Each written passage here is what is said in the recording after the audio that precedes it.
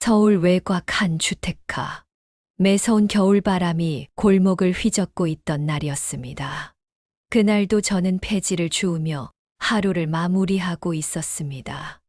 낡은 수레 위에는 종이박스와 고철들이 가득했고, 저는 마스크 속으로 하얀 입김을 뿜으며 발걸음을 옮기고 있었죠. 65세의 나이에 이런 일을 하게 될 줄은 몰랐습니다. 젊은 시절엔 공장에서 일했지만 사고로 아내를 잃고 홀로 남은 뒤 점점 세상에서 멀어져 갔습니다. 자식도 없이 혼자 살아온 지 벌써 20년. 하루 벌어 하루 먹고 사는 것이 전부였습니다. 그런데 그때였습니다. 작은 울음소리 하나가 제 귀에 들어왔습니다. 고양이겠거니 싶어 무심히 지나치려던 그 순간, 그 울음은 점점 또렷해졌습니다. 숨을 죽이고 귀를 기울이니 확실히 그건 아기의 울음이었습니다. 설마, 본능적으로 수레를 멈추고 소리가 나는 방향으로 고개를 돌렸습니다. 재활용품들이 쌓인 골목 한쪽, 누군가가 무심히 버린 듯한 이불 더미 아래에 작고 떨리는 형체가 있었습니다. 그 순간 제 심장이 미친 듯이 뛰기 시작했습니다. 저는 두 손으로 조심스럽게 이불을 들춰냈고 그 안에 서서 새파랗게 질린 얼굴의 여자아이가 두 눈을 질끈 감은 채 조용히 울고 있었습니다. 체온은 거의 느껴지지 않았고 작은 입술은 파랗게 얼어 있었습니다. 한 손은 차가운 캔에 긁혔는지 피가 맺혀 있었고 다른 손으로는 젖은 이불을 꼭 붙잡고 있었습니다. 몸집은 너무나 작고 숨소리조차 가냘팠습니다. 그 아이가 말 그대로 버려진 존재라는 걸 저는 단박에 알 수 있었습니다. 그 순간부터였습니다. 제 인생은 완전히 뒤바뀌기 시작했습니다. 그날 밤 저는 그 아이를 제 작은 방으로 데려왔고 그때는 몰랐습니다. 그 아이가 25년 뒤 제 인생을 송두리째 뒤흔들 보답을 안고 다시 제게 돌아올 줄은요. 이야기를 계속하기 전에 구독과 좋아요 그리고 알림 설정 부탁드릴게요. 자, 그럼 이야기 시작합니다. 아이를 안고 집으로 돌아오는 길. 제 몸은 얼어붙을 듯했지만 마음속은 더 차가웠습니다. 왜 이런 아이를 여기다? 제가 사는 곳은 반지하 단칸방, 월세 25만 원, 관리비 3만 원에 난방도 제대로 되지 않는 그곳에 아이를 데리고 들어섰을 땐 손끝이 얼어 있었죠. 폐지 줍기로 하루에 7천 원에서 10,000원 정도 벌어가며 살던 제가 갑자기 아이를 키운다는 것이 얼마나 무모한 일인지 알았습니다. 하지만 그 순간만큼은 계산보다 마음이 앞섰습니다. 조심스럽게 아이의 옷을 벗기고 마른 수건으로 몸을 닦아주었습니다. 온몸에는 멍자국이 있었고 허벅지 안쪽에는 붉은 자국들이 선명했죠. 어떤 부모가 아니, 어떤 인간이 이런 짓을 할 수 있을까요? 작은 솥에 물을 끓여 조심스럽게 우유를 데웠습니다. 숟가락에 한 방울씩 아이의 입에 조심스레 넣어줬습니다. 아이는 처음엔 경계하듯 눈도 뜨지 않았지만 몇 번의 움직임 끝에 조용히 우유를 삼켰습니다. 그 순간 제 눈가엔 눈물이 핑 돌았습니다. 살 수 있어. 괜찮을 거야. 아저씨가 지켜줄게. 그날 밤 저는 한숨도 자지 못했습니다. 아이가 너무 약했고 숨소리 하나 놓칠까봐 몇 분마다 일어나 얼굴을 들여다봤습니다. 아침이 되자마자 아이를 품에 안고 근처 보건소를 찾았습니다. 의사는 아이를 보자마자 응급실로 보내자고 했고 저는 따라갔습니다. 몇 시간 후 의사는 조용히 말했습니다. 아이 몸 상태가 심각합니다. 학대와 방임의 흔적이 보입니다. 보호자이신가요? 그 말에 저는 멈칫했습니다. 보호자라고 할 수는 없었지만 그 아이를 다시 거기로 돌려보낼 순 없었습니다. 아닙니다. 그냥 제가 발견했습니다. 근데 제가 책임지겠습니다. 의사는 걱정스러운 표정으로 고개를 끄덕였습니다. 그럼 곧 경찰과 아동복지센터 쪽에서 연락이 갈 겁니다. 절차를 따라야 합니다. 저는 알겠다고 말했지만 마음은 이미 복잡했습니다. 이 아이를 시설에 보내는 게 맞을까? 아니면 내가 키울 수 있을까? 그날 오후 복지사 한 명이 병실로 찾아왔습니다. 박성만 씨 맞으시죠? 아이는 현재 보호 조치가 필요한 상황입니다. 정식 위탁이나 입양 절차가 필요하고요. 지금은 임시 보호시설로 이동하는 게 우선입니다. 저는 아무 말도 하지 못했습니다. 그저 아이를 보고 조용히 손을 잡았습니다. 차가웠던 손끝이 조금은 따뜻해진 듯 했습니다. 그 작은 온기 하나가 제 삶을 바꿔놓을 줄은 그때는 몰랐습니다. 복지사의 말에 가슴이 답답했습니다. 임시 보호시설이라니 차가운 쓰레기장에서 벌벌 떨던 그 아이가 다시 낯선 곳으로 보내진다는 생각만으로도 숨이 막혔습니다. 그냥 잠시 저한테 맡겨주실 순 없을까요? 제 말에 복지사는 잠시 당황한 듯 고개를 기울였습니다. 정식 위탁이 아니면 어렵습니다. 일단은 서류상 보호자가 없기 때문에 그럼 제가 보호자가 되겠습니다. 제 입에서 그 말이 나올 줄은 저도 몰랐습니다. 복지사는 저를 조심스레 살펴봤습니다. 혼자 사시죠? 수입은요? 직업은 폐지 수거라 하셨죠? 그녀의 말 하나하나가 현실을 찔렀습니다. 저는 어떤 조건으로 봐도 아기의 보호자로 적합한 사람이 아니었습니다. 하지만 저는 진심이었습니다. 누구도 아이를 찾아오지 않았고 다시 돌아갈 곳도 없잖아요. 누군가 책임져야 한다면 그게 제가 되면 안 됩니까? 잠시 침묵이 흘렀고 복지사는 어렵다는 듯 말했습니다. 임시 보호 가정 신청서를 쓰시죠. 일단 심사는 받아야 해요. 그날 밤 저는 병원에서 제공한 간이 침대에 누워 아이 곁을 지켰습니다. 아이의 이름도 몰랐고 생일도 몰랐습니다. 하지만 저는 아이에게 이렇게 말했습니다. 이제 너는 혼자가 아니야. 이름은 내가 지어줄게. 그래, 수빈이 어떠니? 물가에서 건진 생명 같기도 하고 물수. 마지빈, 수빈이, 넌 이제 내 딸이다. 그 순간부터였을 겁니다.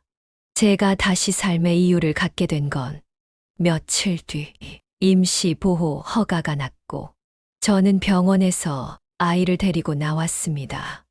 낡은 반지하 단칸방은 아기에게 너무 춥고 위험했기에 저는 곧장 이사를 결심했습니다. 보증금 100만 원, 월세 35만 원짜리 방이라 해도 햇볕이 들고 바람이 막히는 곳으로요. 저는 그간 모아놓았던 돈을 털고 이웃에게 손을 빌려 겨우 작은 방 하나를 얻었습니다. 새로운 전기장판, 중고 유아용품, 그리고 이웃이 준 아기 옷들로 방을 꾸몄습니다. 처음으로 그 방이 따뜻하다고 느껴졌습니다. 그건 온도가 아니라 그 방 안에 누워있는 작은 생명이 만든 온기였습니다. 그날 밤 수빈이는 제 품에서 조용히 잠들었습니다. 그 작고 조용한 숨소리를 들으며 저는 처음으로 이렇게 생각했습니다. 나는 누군가의 아빠가 되었다. 육아는 상상 그 이상이었습니다. 저는 이제까지 혼자 살아왔습니다. 정해진 시간에 일 나갔다가 밥은 편의점 도시락으로 때우고 밤이면 TV 앞에서 잠들던 사흘. 그 단순했던 루틴은 수빈이 하나로 송두리째 흔들렸습니다.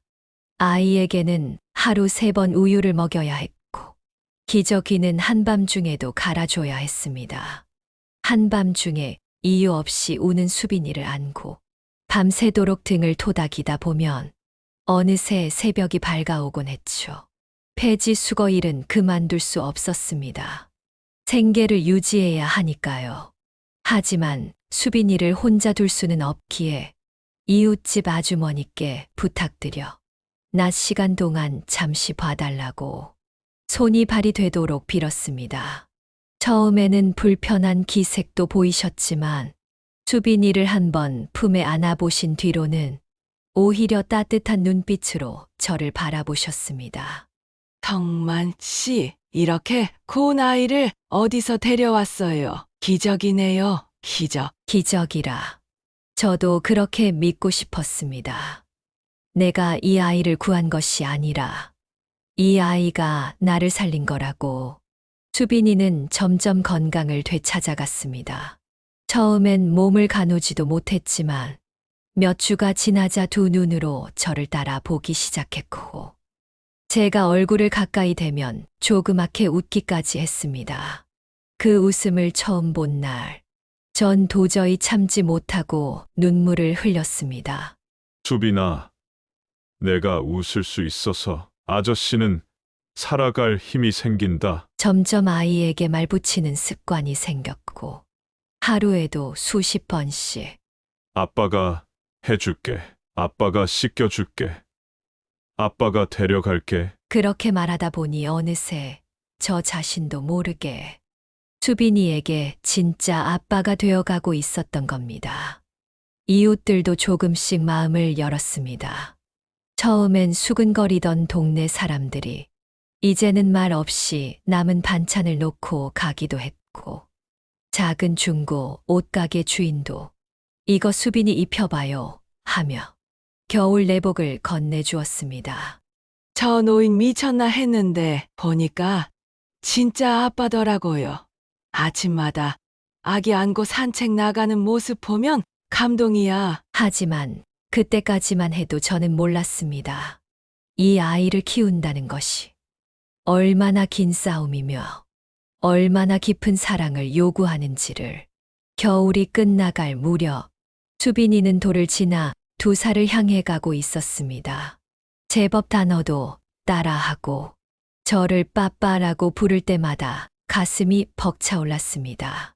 삶은 여전히 팍팍했지만 행복했습니다. 아니, 처음으로 살고 싶다는 마음이 들 정도로요. 그런데 그 평온함은 어느 날 아침 단 몇 분 만에 송두리째 무너졌습니다. 그날도 폐지 수레를 끌고 골목을 돌고 있을 때였습니다. 병원에서 전화가 왔죠.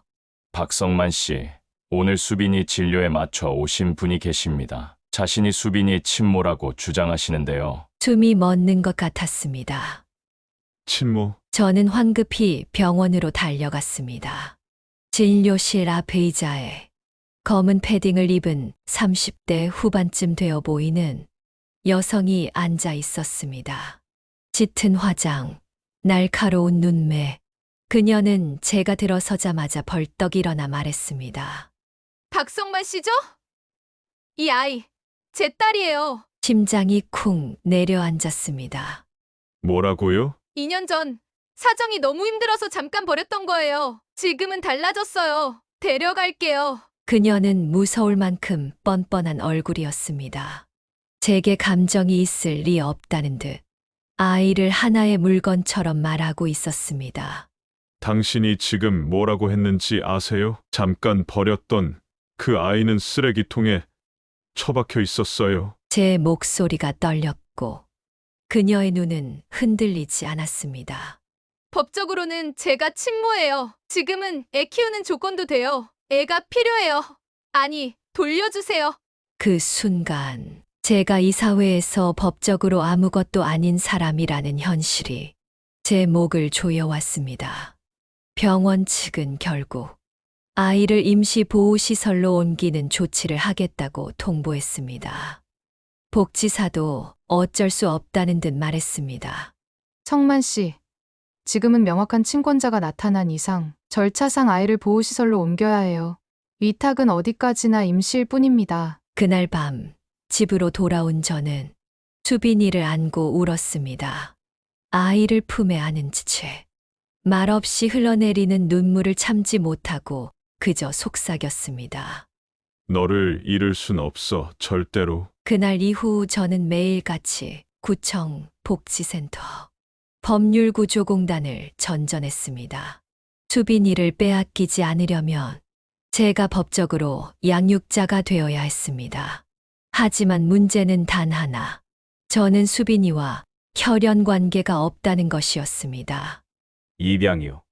혼자 사시는 데다 정규직도 아니시고 월 수입 30만 원으로는 불안정하시잖아요. 상담사는 안타까운 눈빛으로 말했지만 그 말은 곧 거절이었습니다. 하루는 국선 변호사를 만나기 위해 법률 상담소 앞에서 몇 시간을 기다렸습니다. 제 차례가 왔고 저는 꾹꾹 눌러 담았던 이야기를 쏟아냈습니다.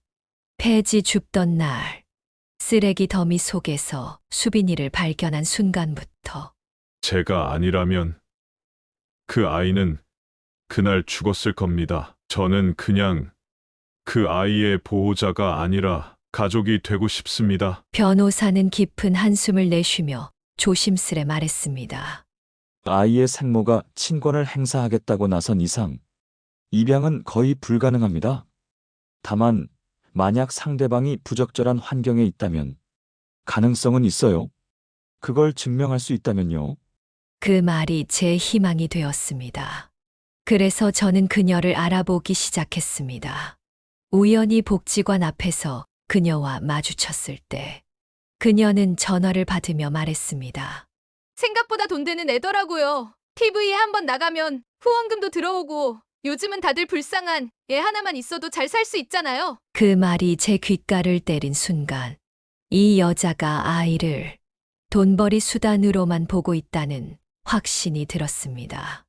그럼 그때 왜 버렸어요? 추운 겨울 쓰레기통에? 제 질문에 그녀는 씩 웃으며 대답했습니다. 그땐 내가 미쳤었나 보지. 근데 뭐 지금은 괜찮으니까 됐잖아요. 그녀는 냉혈한처럼 말하며 담배를 꺼내 물었습니다. 그 애 정 들었어요? 그럼 좀 돈 대줄래요? 내가 양육권 포기해줄 수도 있지. 그 말에 저는 피가 거꾸로 솟았습니다. 당신이 사람입니까? 하지만 저는 그녀를 더 이상 자극하지 않았습니다. 말 대신 핸드폰을 꺼내 녹음을 시작했죠. 아이를 조건으로 돈을 요구하는 친모의 육서. 그건 곧 증거가 되었고 제게 다시 한 줄기 희망을 주었습니다. 그날 밤 수빈이의 작은 옷을 개며 저는 다짐했습니다. 반드시 지킬 거야. 누구도 널 빼앗아 가지 못하게 할 거다. 이튿날 저는 녹음 파일을 들고 다시 법률 상담소로 갔습니다.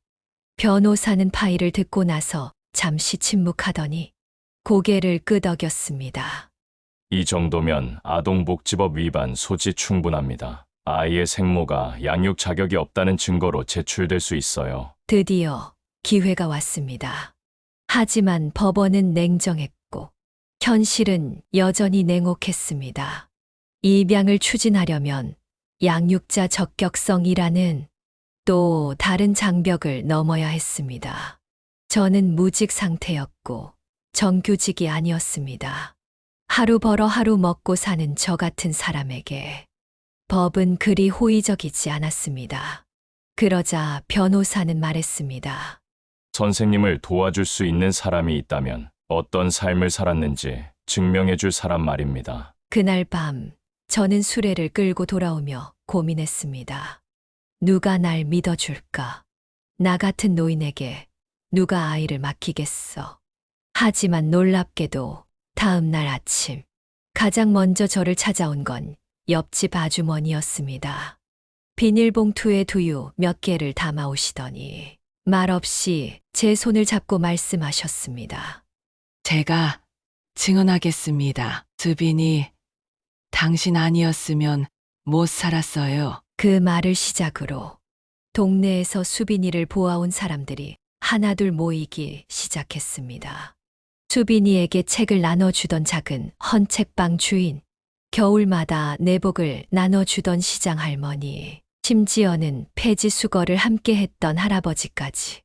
저 양반이요. 일하면서도 애 걱정뿐이에요. 밤마다 불 켜놓고 아기 책 읽어주는 목소리 들리더라고요. 우린 다 봤어요. 진짜 아빠처럼 키운 거 하루도 빠짐없이.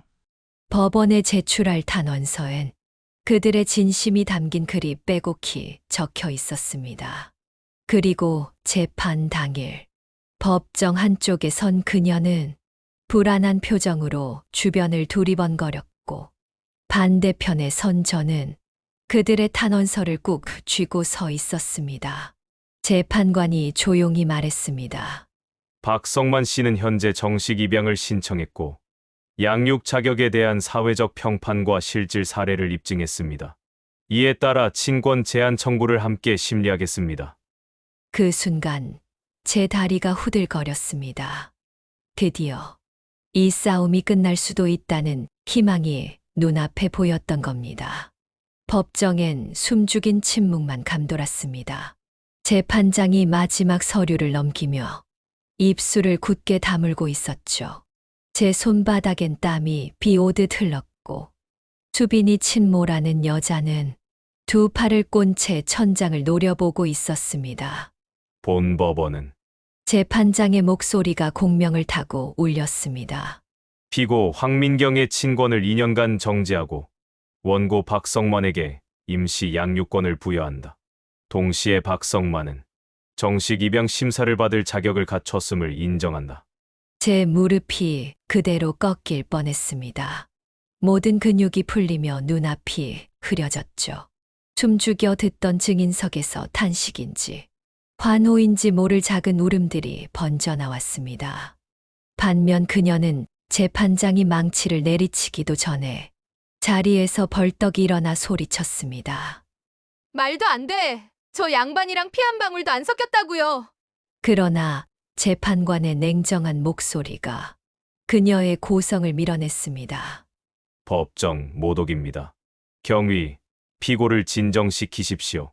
둔탁한 소리가 울리며 망치를 내려쳤을 때 저는 그대로 고개를 떨구고 두 손으로 얼굴을 감쌌습니다. 눈가에 뜨거운 것이 넘쳐나도 닦을 새가 없었죠. 수빈아, 우리가 해냈다. 드디어 집에 돌아갈 수 있어. 법정을 나서자마자 이웃들의 손이 제 등을 다독였습니다. 성만 씨 잘했어요. 이제 진짜 아빠잖아요. 그들의 환한 얼굴 너머로 겨울 끝자락의 햇살이 파고 들어왔습니다. 수빈이는 복지사의 품에서 제 얼굴을 보자 두 팔을 뻗어왔습니다. 늘 그렇듯 뺨에 얼굴을 비비며 속삭이는 듯한 작은 숨결. 빠빠. 그 한마디에 심장이 세게 울렸습니다. 저는 아이를 번쩍 들어 올렸습니다. 그래. 우리 집에 가자. 2번 다시는 안 헤어져. 그러나 기쁨도 잠시. 법원 정문을 벗어나려는 순간 정장 차림의 낯선 남자가 길을 막았습니다. 회색 코트에 검은 가죽 장갑.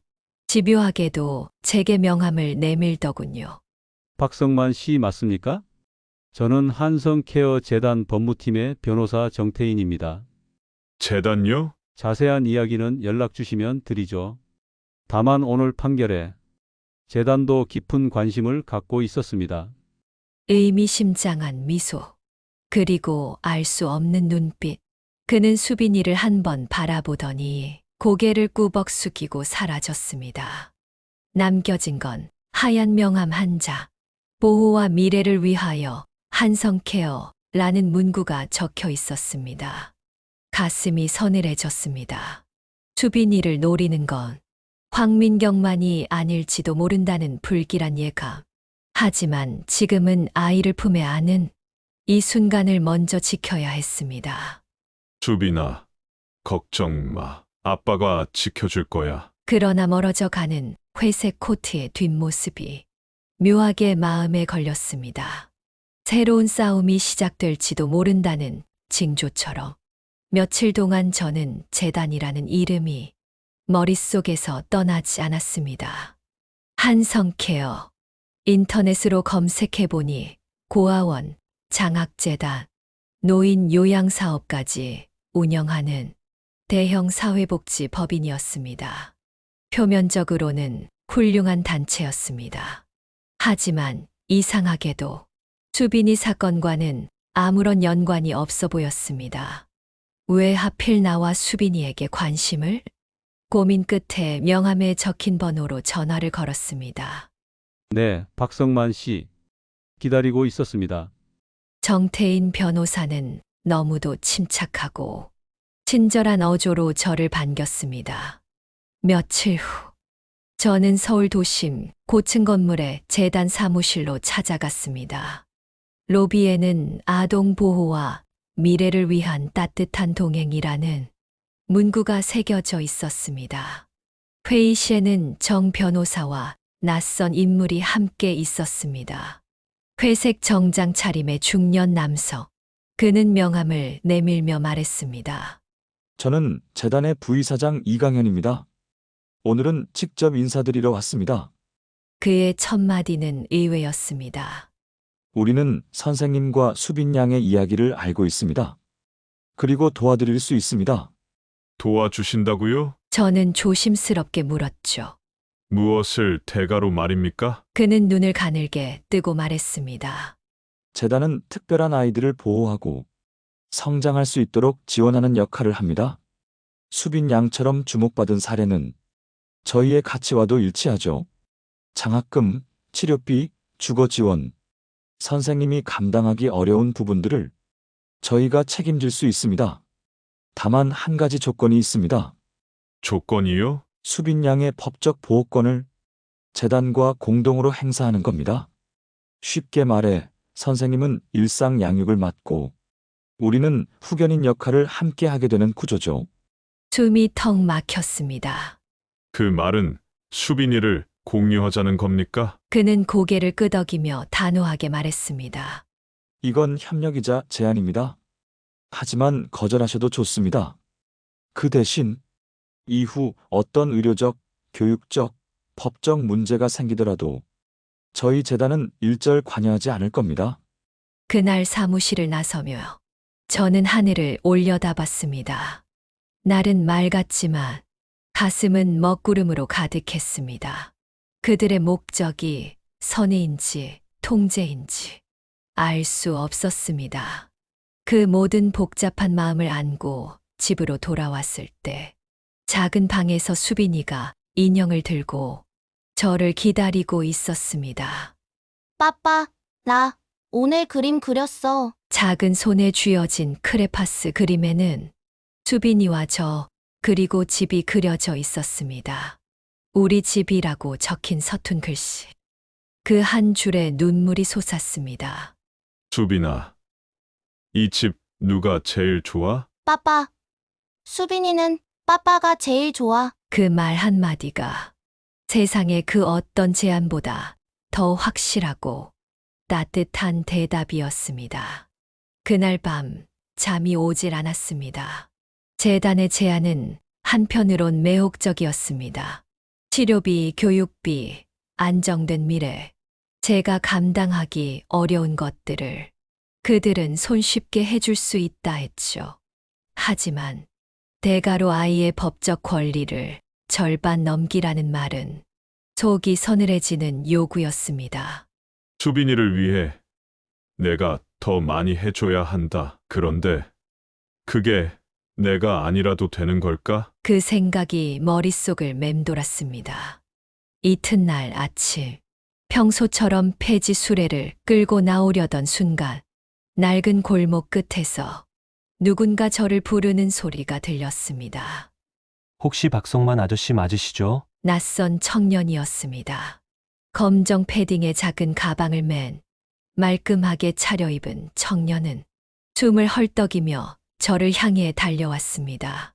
저 기억 안 나세요? 5년 전 여름 천호동 공사장에서 철근에 깔릴 뻔한 저 구해주신 분. 순간 가물가물했던 기억이 떠올랐습니다.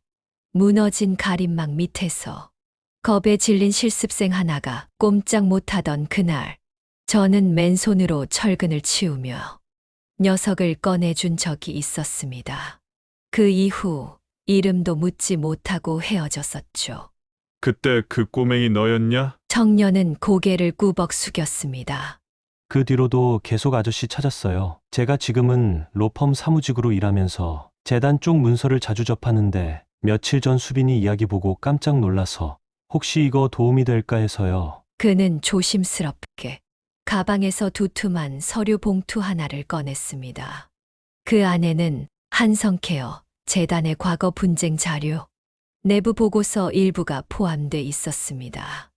이건 공식적으로 제출하면 안 되는 문서예요. 그치만 거기 아동 후원 명목으로 이름 올린 애들 중 실제로 보호자랑 생이별한 사례가 꽤 있더라고요. 제 손이 떨렸습니다. 너 이런 걸 가져오면 위험한 거 아니냐? 청년은 고개를 저었습니다.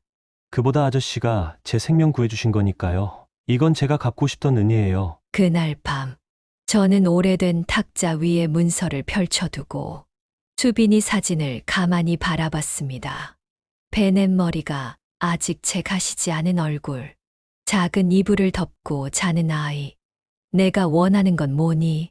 아빠가 어떤 선택을 해야 내가 가장 행복할까? 그 답은 다른 누구도 아닌 제가 알고 있었습니다. 절반의 보호권 따윈 필요 없다. 나는 끝까지 이 아이의 전부가 되겠다. 며칠 후, 저는 다시 한성케어 재단을 찾아갔습니다. 이번에는 떨리지 않았습니다. 허름한 점퍼, 마른 얼굴, 거칠어진 손. 겉보기엔 여전히 힘없는 노인 하나였지만 제 안엔 단단한 결심이 자리 잡고 있었습니다.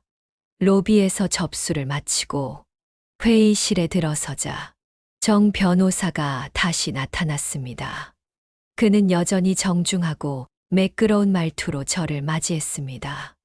박성만 씨 다시 와주셔서 감사합니다. 혹시 제안에 대해 생각해 보셨는지요? 저는 말없이 봉투를 꺼내 그의 앞에 내려놨습니다. 그의 눈썹이 미세하게 움직였습니다. 이건 그쪽 재단 내부 자료죠. 보호 명목으로 아이들을 데려가 놓고 실제 양육은 제3기관에 전가하거나 해외 입양과 연계한 사례도 있더군요. 정 변호사의 미소가 멈췄습니다. 이건 어디서? 그건 중요하지 않습니다. 중요한 건 당신들이 수빈이를 원했던 이유가 아이의 복지 때문이 아니라 브랜드 때문이라는 거죠. 정 변호사는 손가락을 조용히 탁자에 두드리기 시작했습니다. 그 침묵이 그의 심리 상태를 고스란히 드러내고 있었습니다.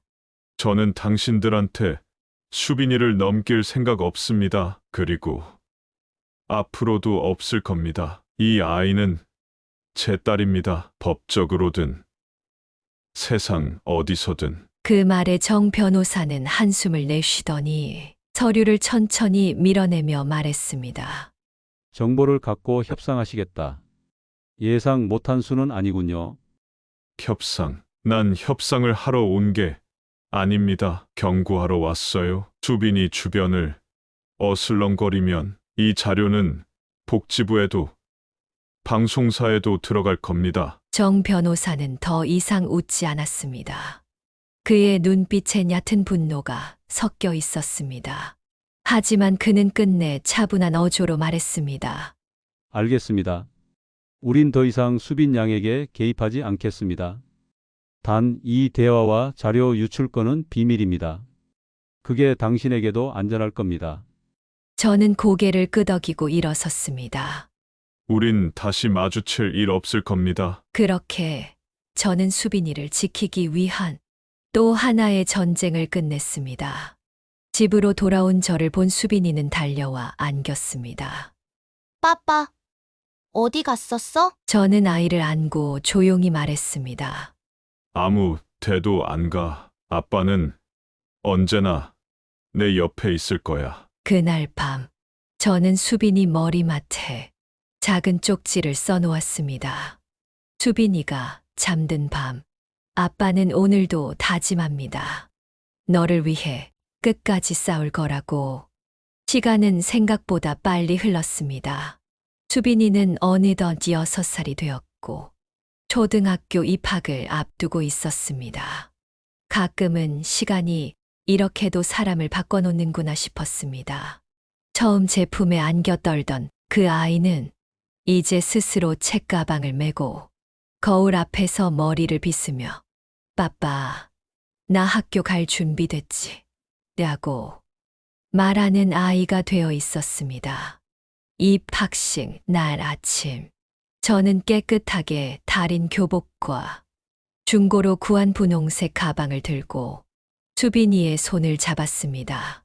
학교 정문 앞, 아이들은 부모 손에 이끌려 분주히 입장했고 수빈이는 제 손을 꼭 잡은 채 속삭였습니다.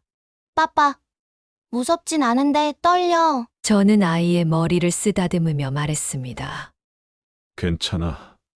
넌 누구보다 강한 아이야. 그리고 아빠는 늘 여기 있을 거야. 교실 문이 닫히고 창밖에서 바라보던 제 눈가엔 알 수 없는 감정이 맺혔습니다.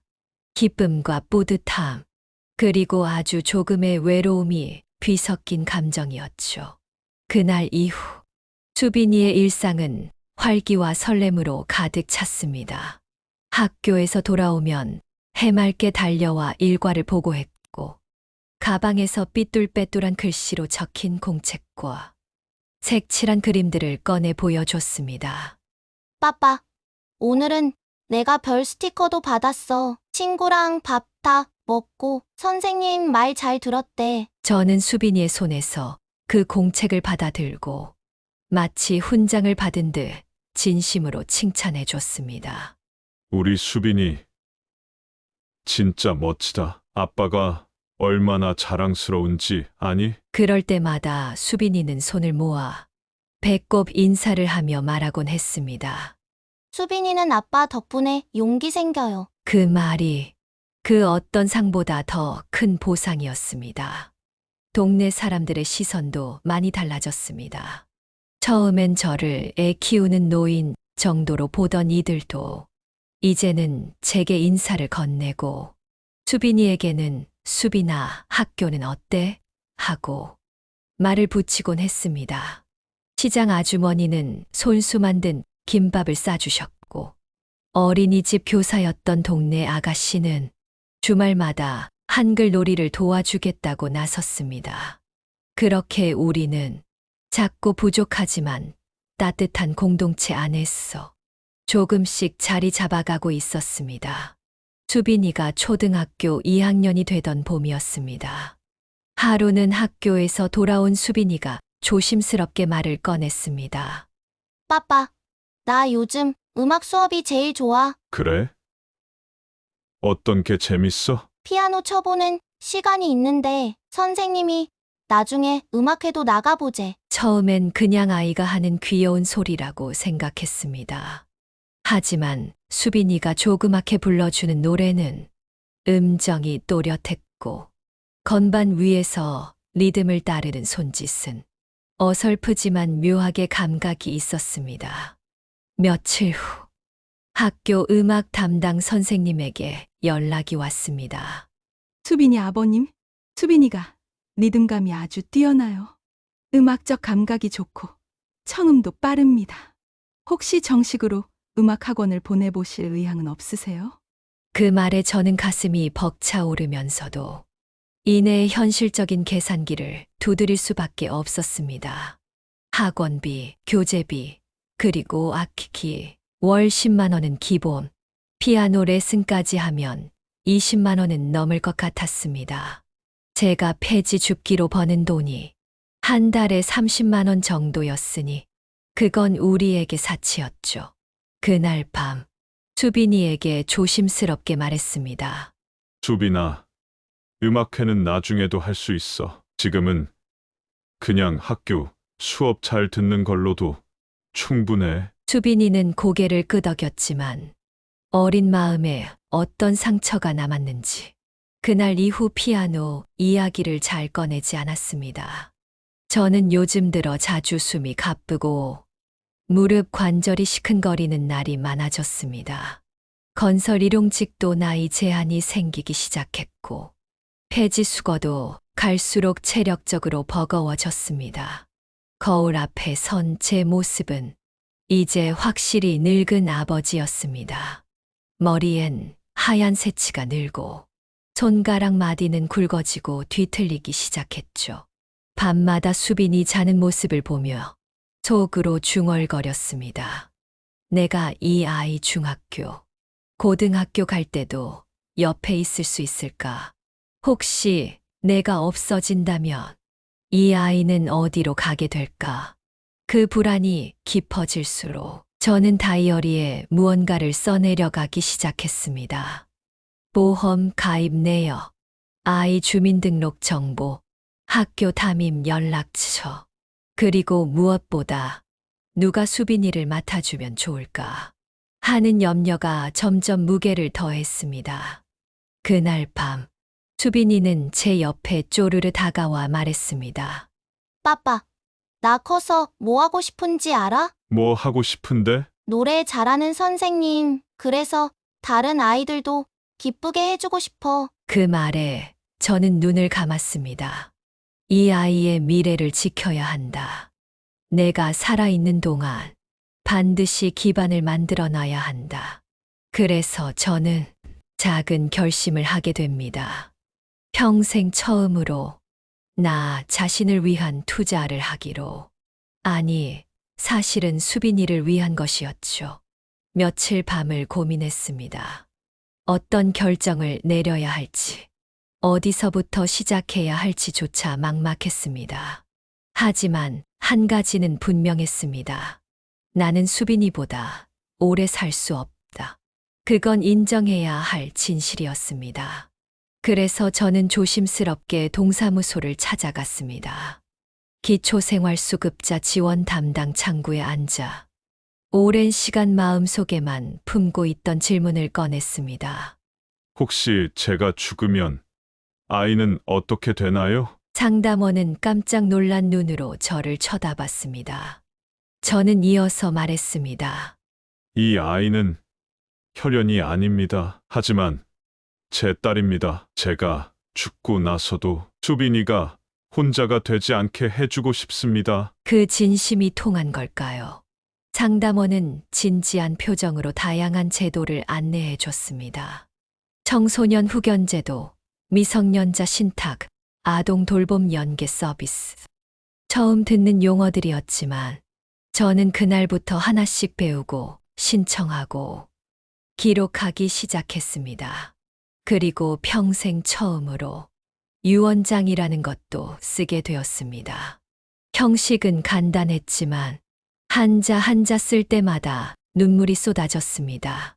내 딸 수빈이가 이 편지를 읽을 때 아마 나는 없겠지.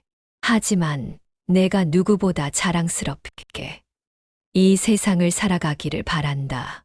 그 결심 이후 저는 더 이상 하루살이 같은 삶을 살지 않기로 했습니다.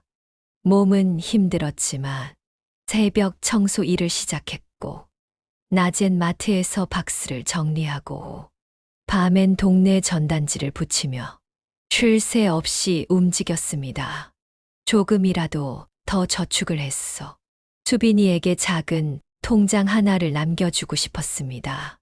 그리고 동네 폐지수거소 아주머니의 소개로 야간 학교 청소관리원 일자리를 얻을 수 있었습니다.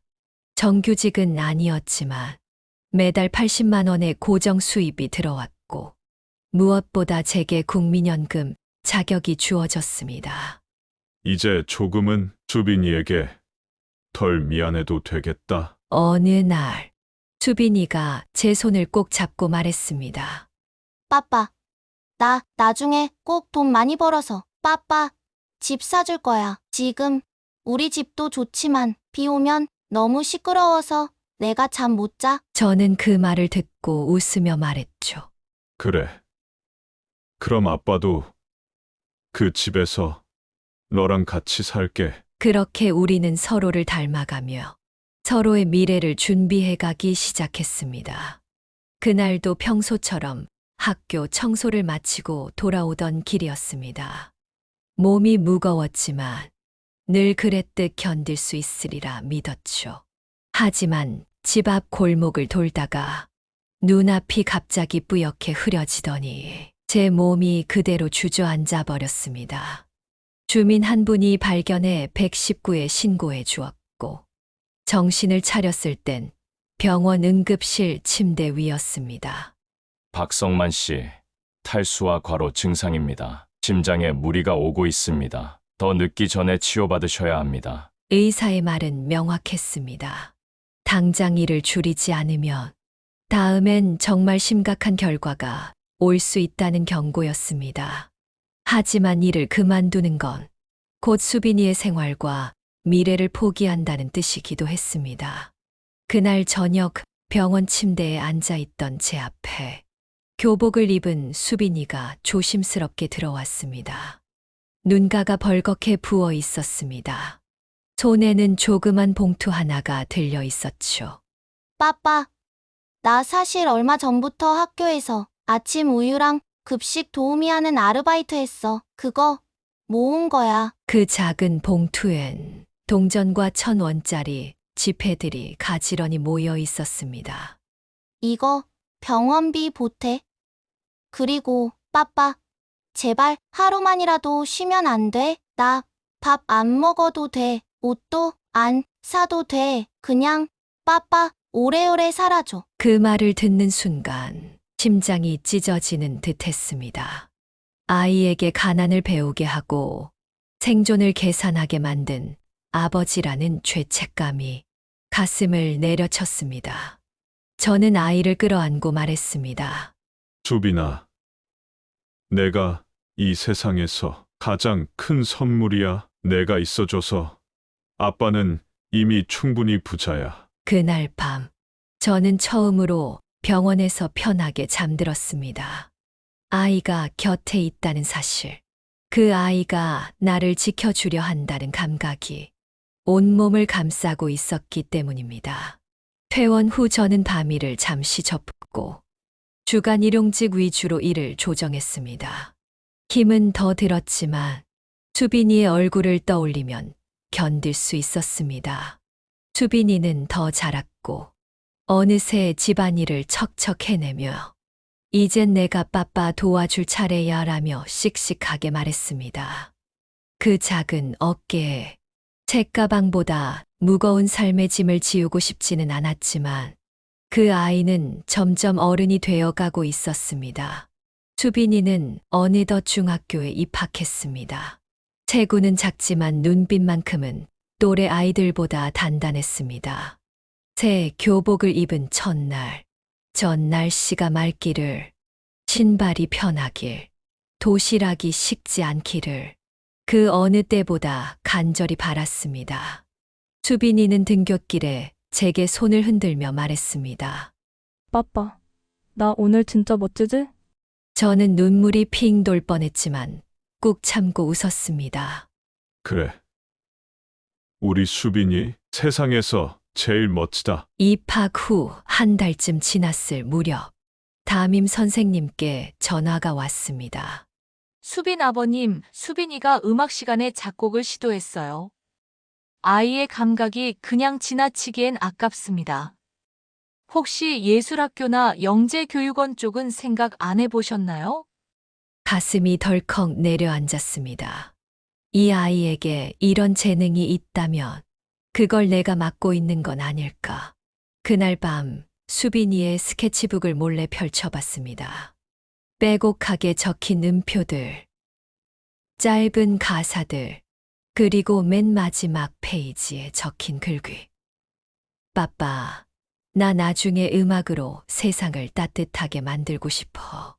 빠빠처럼 누군가를 살릴 수 있는 사람이 되고 싶어. 그 글을 본 순간 저는 한 가지 결심을 굳혔습니다.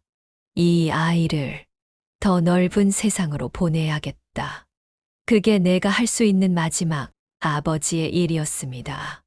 다음 날 저는 동네 작은 작업장을 찾아갔습니다. 한때 함께 일하던 사장님께 조심스레 말을 꺼냈습니다. 혹시 지금도 장기 계약 인부 구하시나요? 사장님은 놀란 눈으로 절 쳐다보셨습니다. 지금 몸 상태로 무리하냐, 성만 씨?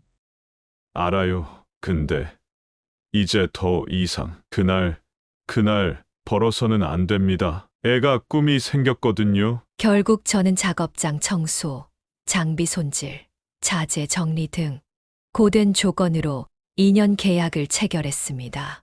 대신 매달 일정 금액을 수빈이 이름으로 교육 신탁 계좌에 자동이 체하기로 했습니다. 그건 제가 살아있는 동안 이 아이가 꿈을 접지 않게 하기 위한 아버지의 보험 같은 결심이었습니다. 몇 주 뒤 학교에서 열리는 작은 음악회에 수빈이가 참가하게 되었습니다. 자작곡으로 참여하겠다며 오래된 전자 키보드 위에 손을 올리는 아이. 그 순간 저는 마치 무대 위에서 처음으로 두 다리로 서는 아이를 보는 기분이었습니다. 음표 하나하나, 떨리는 손끝 하나하나가 그동안 우리가 함께 쌓아온 시간 같았습니다. 공연이 끝나자 아이의 눈은 반짝였고 무대 아래 서 있는 저를 향해 웃으며 말했습니다. 빠빠, 나 진짜 해낼 수 있을 것 같아. 저는 조용히 고개를 끄덕였습니다. 수빈아, 넌 해낼 수 있어. 아빠가 그걸 누구보다 잘 아니까. 수빈이는 예고 입학을 목표로 중학교 3학년 내내 피아노와 작곡을 병행하며 달렸습니다. 매일 새벽 피곤한 눈을 비비고 연습실로 향하는 딸을 보며 저는 단 한 번도 너무 힘들면 그만하라는 말을 하지 않았습니다. 그 아이가 노력하는 이유를 제가 누구보다 잘 알았기 때문입니다. 결국 수빈이는 서울의 한 예술고등학교에 합격했습니다. 그리고 입학하자마자 전국 청소년 창작음악 콩쿠르 예선에 나가게 되었죠. 그 즈음부터 저는 심장이 자주 뛰고 호흡이 가빠지는 증상이 잦아졌습니다. 청소 일을 하다가 쓰러진 뒤 동네 병원에서는 정밀 검사를 권유했습니다.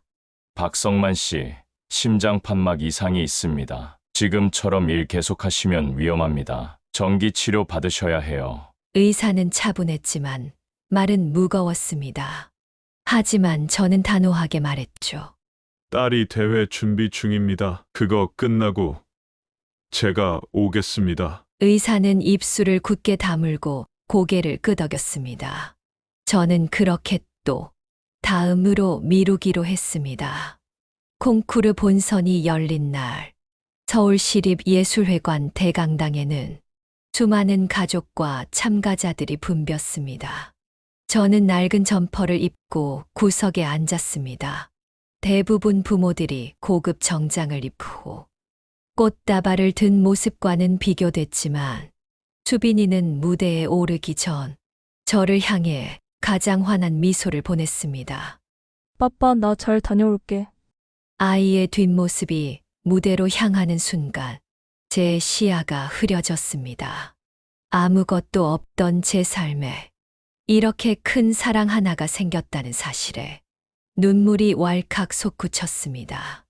수빈이의 연주는 조용히 시작됐고 그 선율은 마치 제가 처음 수빈이를 품에 안았던 그날의 겨울바람처럼 차고 맑고 깊었습니다. 관객석에 앉은 수백 명이 숨을 죽이고 듣는 가운데 그 아이는 무대 위에서 자신만의 이야기를 음악으로 전하고 있었습니다. 아빠와 함께 걷는 길, 수빈이가 작곡한 곡의 제목이었죠. 공연이 끝난 후 저는 무대 뒤 대기실로 갔습니다. 수빈이는 땀에 젖은 이마로 저를 껴안았습니다. 빠빠 어땠어? 저는 가만히 아이의 등을 토닥이며 말했습니다.